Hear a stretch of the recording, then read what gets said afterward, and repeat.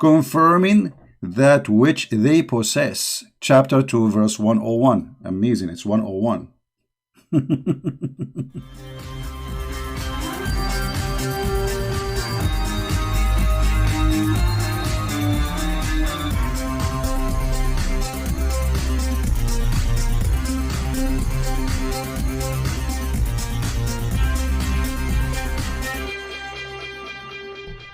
Hello everyone, and peace of Christ to all of you. Our topic is very simple. I will try to keep the video short as much as I can, because some people, they say maybe it's better if you make it shorter for us so we can follow. The Muslims always, they come to the Christians and they say to them that your Bible is corrupted. And many Christians immediately go into defense because, how you say the Bible is corrupt? I mean, I believe in that book. But there is something we all, as a Christians, we miss. Somebody is a Muslim, he is not an atheist, he is not a Hindu, not a Buddha. He have different background. So he is not actually accusing you, he is accusing himself. To make it simple for you, if we go to the yellow pages of Muhammad and we type the word Injil in the search engine, Injil, you will find the word appear many times in the Quran, claiming that Allah is the one who sent the Injil. Starting with the point of accusation that the Bible is corrupted, that is something against Islam, not against me. Because as long as the Muslims agree that this book is sent by Allah, the question is, how stupid Allah to the point anyone can corrupt his book? Because responsibility of the book preservation belong to God, for this is his book, not my book. You see, when I say the Injil is my book, this is not accurate, because this is the book of God. So the one who should preserve the book is the author of the book. So if the Muslims saying to us that the Bible is corrupted, they are shooting at their God, proving to us that Allah is a fufu fifi mimi. Anyone can spank him, change his book. So if you are speaking to a Muslim and he says to you the Bible is corrupt, say to him, okay, the Bible which Allah he sent is corrupt. In a second you will see he changes his mood, he will change the topic. Because it's stupid, it's funny, and it's an insult to his God, not to you. Secondly, the second question you should ask the Muslim, okay, Allah he sent the Injil, did he allow it to be corrupted or he himself corrupted? If he say he allowed it to be corrupt, that's mean Allah is shaitan. Because the purpose of this book to be sent is not to corrupt people, it's to help them. So if Allah allowed the book to be corrupted, that means Allah himself is using his book to corrupt society. By allowing someone to play with it, he is a partner of the crime. If I allow a man to rape a woman, I am no different from the rapist. Do you understand me? So if Allah allow anyone to corrupt his book, that's mean Allah is a partner in the corruption, and he is a corrupt God, and he is the devil. If the Muslims say he did not allow it, that's mean Allah will does not prevail. Allah is not God. Because Muslims, they say everything happened by the will of Allah.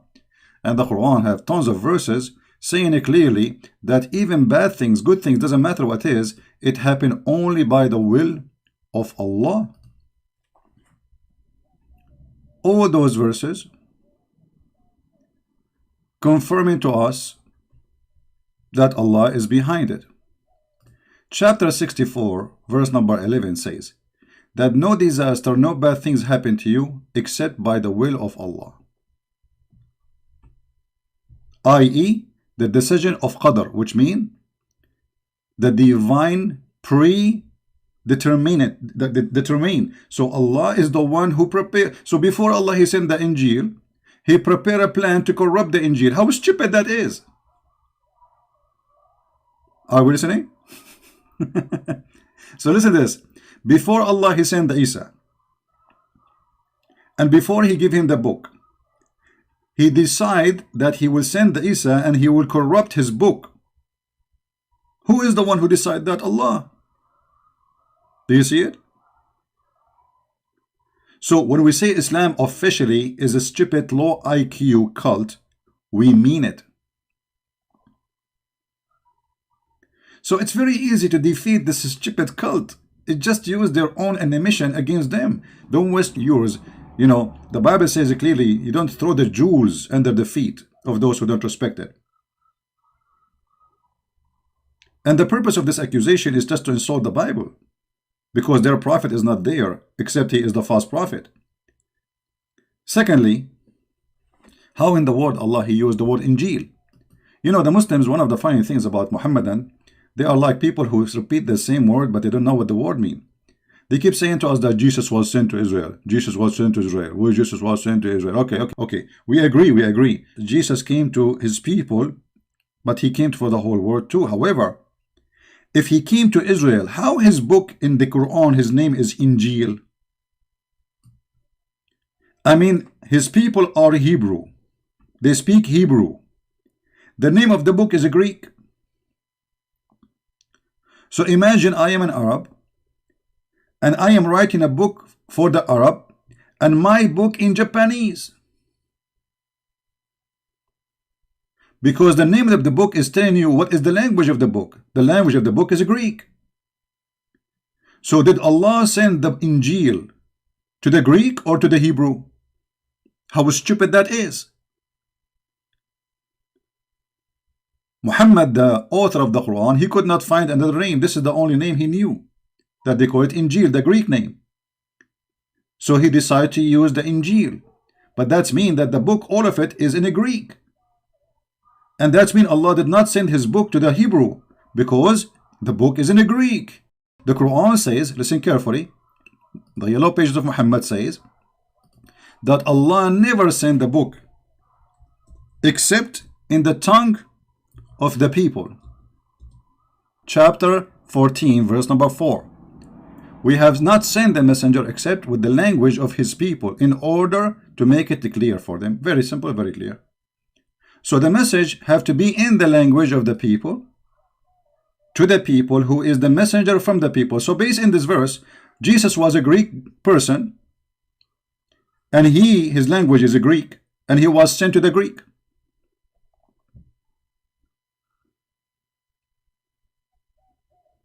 Is the message clear, guys? Based on this, Allah, he called the book Injil. He called it what? Injil. Who is the one who called it Injil? Allah. This is not a translation. This is the original name in the Quran.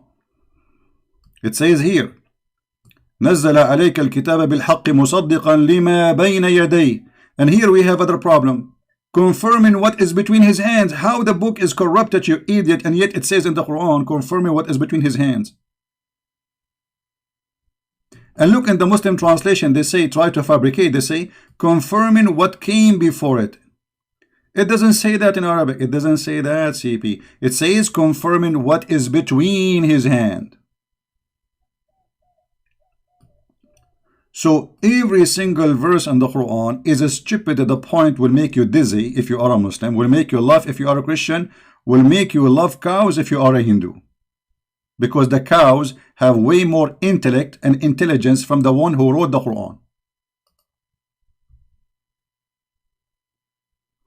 And look at the corruption, confirming what was revealed before it. Where it says that? Where it says that? You know what? I'm going to use a trick just to show you how we can get them busted. I'm going to open this page in Google browser, and I will translate the page in the front of your eyes. So you will see both sides, the original, the Muslim translation and Google translation. Translate to English. Be my witness. Chapter number 3. The book brought to the truth to you. Believe what was in his hand. Do you see it? So the book is between their hands at that time. So how the book is corrupted? And this is in the time of Muhammad. Muhammad confirming what is between his hands. If we go to different verses in the Quran, we will see the Fufu Muhammad, he is even getting himself faster in the quicksand.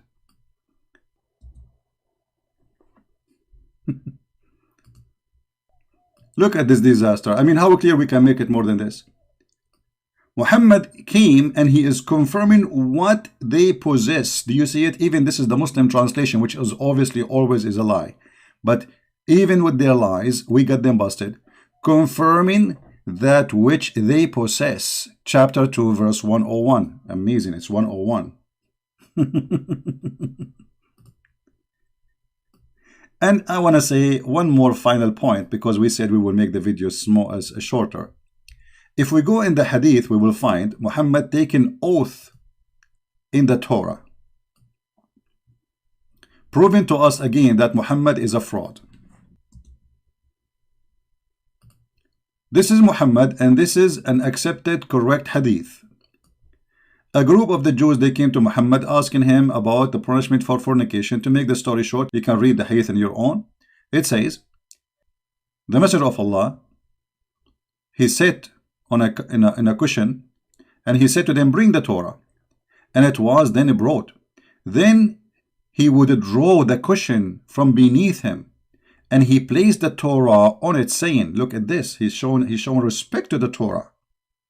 I believed in thee, and the one who sent revealed thee. Look at this. So how the Torah is corrupted and Muhammad taken oath in it? There's one of two options. Either Muhammad is the same as Obama, he take oath in anything in front of him, even if it's a goat, for the sake of political gain, which means he's a fraud. Or Muhammad is a true prophet, and he believe in this book, and this book never been corrupted, because he says, I believe in you. So if the book is corrupt, and he swear by a book which is corrupt, obviously Muhammad is corrupt. If you give me a book like the Quran and says to me, take an oath in the Quran, I will refuse, because this is the book of the devil for me. If I accept to take an oath by that book, it's mean I am a devilish, the same as the book I believe in. So if this book is corrupt, obviously it's the book of the devil. It's not the book of God no more. For the devil played with it. So if Muhammad, he's taken oath by it, and not only that, saying, I believe in thee and the one who sent thee. And he placed his hand over the whole book, not only a verse. You see, he said, bring the Torah for me. The whole Torah. And remember, at that time, the Torah, it's not like pages like now. It's like a scroll. So you have, it's like a roll. So they bring the roll for him. They put it in front of him. And Muhammad, he placed his hand and he says, I believe in thee. What more we want or we need to get Muhammad busted? So what we learn from this, the Muslim, they believe that Allah, he sent Injil. Injil is a Greek word. That means Jesus was a Greek, sent for the Greek, because the Quran confirmed that Allah never sent a messenger unless he speak the tongue of the people and he give them message in their language, as you see. Chapter 14, verse number 4. The Quran confirmed at the same time that no bad things happen except by predestiny of Allah, which means Allah, he made decision before he even sent the Isa to corrupt his book, if this is true, which means Allah is the devil himself. And this is a crime against himself, not against someone else. This is a crime against his book. And this book will deceive millions, billions actually. There's more than 3 billion Christians believe in Jesus as God.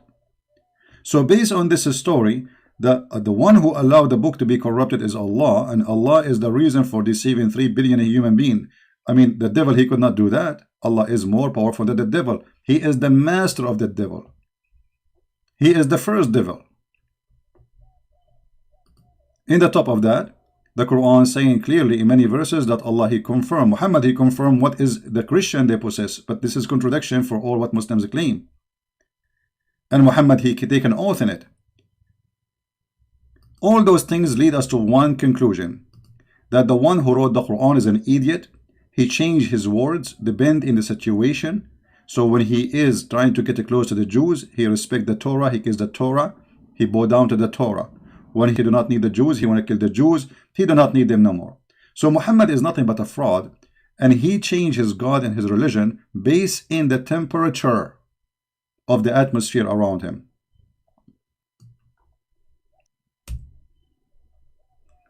This is one of the poo-poo of Muhammad. Oh, believer, in the law of equality and punishment. Okay, Muhammad now making a very serious law. This is about blood. This is execution. This is death. In the case of punishment, free for the free, slave for the slave, female for the female. This is justice of God. So if you kill my wife, I kill your wife. If you kill my slave, I kill your slave. If you are free and you kill a free, I kill the free. I mean, what this is? Muhammad, right away after he made this verse, people, they start laughing at him. The Jews, they start saying to him, this is not the law of eye for eye, you idiot. Eye for an eye is not like that. This is toes for an eye.